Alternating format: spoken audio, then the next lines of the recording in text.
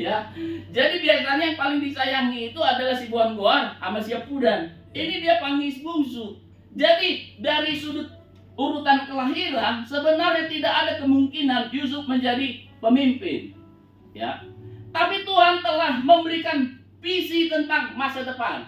Maka pengharapan timbul di dalam hatinya. Dia percaya bahwa hal-hal baik pasti terjadi sekarang dan masa yang akan datang. Datang lagi mimpi berikutnya. Kali ini dia lihat matahari, bulan, dan 11 bintang pada malam hari. Tapi anehnya bintang-bintang sujud, matahari sujud, bulan juga sujud. Kali ini bukan saudara-saudara yang marah, bapaknya yang marah. Karena bapaknya menakdirkan matahari itu dirinya, Yusuf itu orangnya itu. Masa aku ayahmu harus sujud nyembah kau katanya? Mimpi apa mimpi itu? Ya. Nah, tapi tahukah Bapak Ibu Saudara, ya, itu adalah visi yang menimbulkan iman dan sekaligus pengharapan di dalam diri Yusuf. Dia tahu bahwa masa depannya adalah masa depan yang penuh pengharapan. Rancangan Allah untuk dia bukanlah rancangan kecelakaan. Bahwa hal-hal baik pasti terjadi di dalam kehidupannya sekarang dan masa yang akan datang. Pada waktu hal itu terjadi, Bapak Ibu Saudara, tidak lama kemudian saudara-saudara ini dongkol iri hati dan membenci Yusuf. Maka mereka mengatur rencana untuk mencelakai Yusuf. Ya, maka mereka mendapat kesempatan. Ketika Yusuf mengirim makanan sementara mereka menggembalakan kawanan ternak ayahnya, ditangkaplah Yusuf ini, dijebloskan ke dalam sumur. Lalu dijual menjadi budak di tanah Mesir, Bapak Ibu Saudara. Jadi setelah Yusuf menerima mimpi, iman datang, pengharapan timbul di dalam hatinya. Ada masa depan yang penuh pengharapan. Hal-hal baik pasti terjadi, ya, sekalipun di tengah-tengah keadaan yang buruk. Tapi pada waktu Yusuf dijebloskan ke dalam sumur, dijual sebagai budak, Bapak Ibu Saudara, mungkin untuk sementara dia akan terganggu, Bapak Ibu Saudara. Bagaimana mungkin saya bisa menjadi pemimpin, sekarang saya jadi budak? Karena zaman itu kalau sudah jadi budak, kemungkinan status orang untuk merdeka itu tidak ada. Ya, selamanya dia akan jadi budak. Tapi tahukah Bapak Ibu Saudara, Tuhan menyertai Yusuf. Maka Tuhan membuat apa saja yang dilakukannya berhasil. Maka dia diangkat menjadi kepala atas semua pegawai Potifar. Nah, masalahnya setelah dia diangkat menjadi pegawai, ya, Tante Potifar mulai mengganggu. Gangguannya bukan sekali dua kali katanya, tiap hari. Tapi Yusuf ini dia takut Tuhan karena dia telah menerima visi, telah menerima mimpi tentang masa depan yang penuh pengharapan.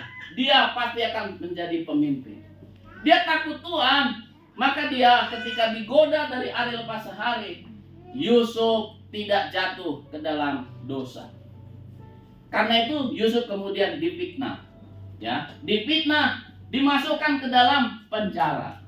Jadi dari sejak awal ketika Yusuf menerima visi mimpi tentang masa depan, tapi tidak lama kemudian, atau lebih tepatnya 13 tahun kemudian dalam prosesnya, Yusuf tidak melihat hal-hal baik sedang terjadi dalam kehidupannya. Dia dibenci saudaranya, orang tuanya menganggap dia gila, lalu dia dijual jadi budak, ya. Dia tidak mengenal siapa-siapa, sementara karirnya sudah mulai menanjak, difitnah, lalu masuk penjara. Proses, ya, penderitaannya itu kurang lebih sepanjang 13 tahun lamanya. Tapi Bapak Ibu Saudara, tadi kita baca bahwa Allah tidak berdusta, ya. Oleh dua kenyataan ini, yang pertama bahwa Allah tidak berdusta. Jadi kalau Allah telah berbicara kepada Yusuf tentang masa depan yang penuh pengharapan, dia juga dapat dipercaya untuk menggenapi apa yang dia janjikan itu. Maka peristiwa-peristiwa yang menyakitkan itu, ya, tidak dipandang Yusuf sebagai sesuatu yang buruk, sebagai sesuatu yang tidak berfaedah, atau sebagai sesuatu yang menghancurkan dia. Dari mana kita tahu bahwa Yusuf, ya, mempunyai mentalitas pemenang seperti itu, Bapak Ibu Saudara? Karena ketika dia nanti telah diangkat menjadi Perdana Menteri dan saudara-saudaranya datang, lalu Yakub datang dan akhirnya Yakub meninggal, saudara-saudaranya takut. Jangan-jangan setelah ayah mereka mati, Yusuf balas dendam. Yusuf panggil mereka semua.